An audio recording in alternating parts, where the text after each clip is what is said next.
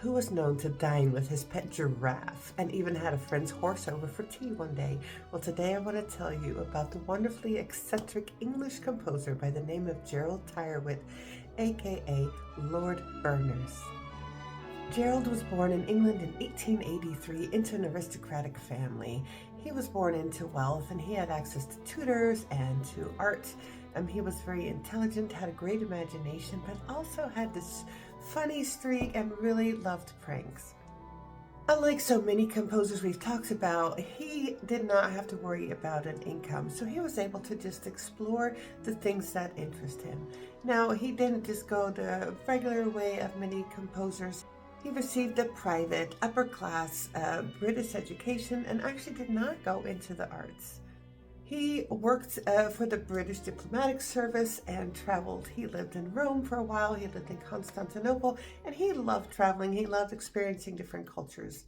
During this time, he really begins to be interested in languages, but all communication, and also art, painting, and he becomes a very good painter, but also composition. And so he starts studying music and composition on his own accord.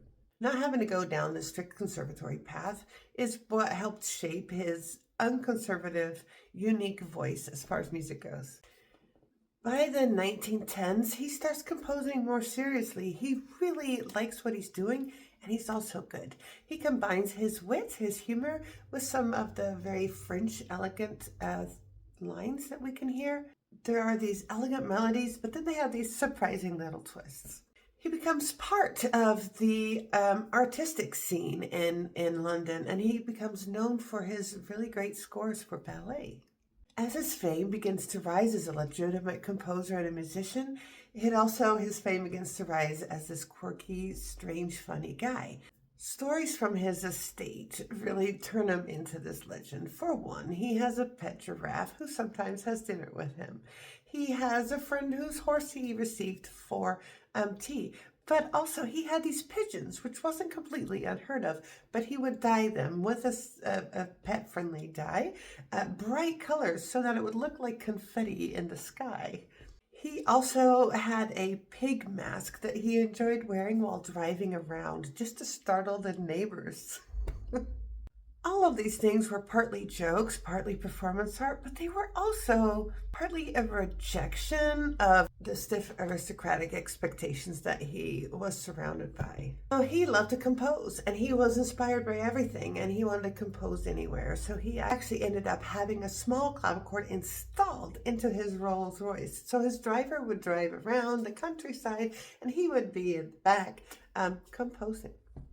So he clearly has a great sense of humor and the ability to do these really fun and eccentric things, but don't take him as a lightweight musically. He was taken very seriously, and for good reason.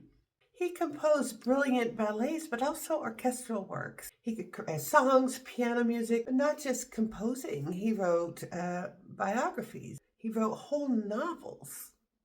His paintings are phenomenal. They're so good.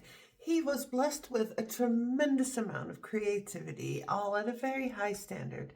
Actually, musicians of his time, other respected musicians like Stravinsky, really appreciated him and even spoke publicly about the brilliance of his musical work. And who he was so clearly seen through this, right? So you listen to his music, it has this elegant orchestration, but then also this whimsical, satirical tone at times.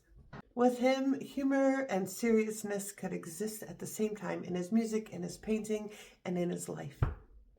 So he painted, he wrote essays, he hung out with lots of artists. His home became like this salon for creative people where both new ideas were explored, but also pranks were equally welcome. In 1950, at the age of 66, he died of natural causes. No prank, no exciting. However, he did have the last laugh.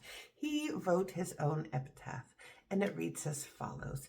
Here lies Lord Berners, one of the learners. His brilliant mind is now confined. This rhyme captures a lifelong blend of intelligence and playful self-mockery. Berners teaches us that people do not always fit in a box. Often they do not fit in a box. He was at once a composer, a writer, a painter, a prankster, and an aristocrat, someone who turned everyday life into performance while still earning genuine artistic praise. You can be serious at what you do and still have fun. Go and listen to something by Lord Berners.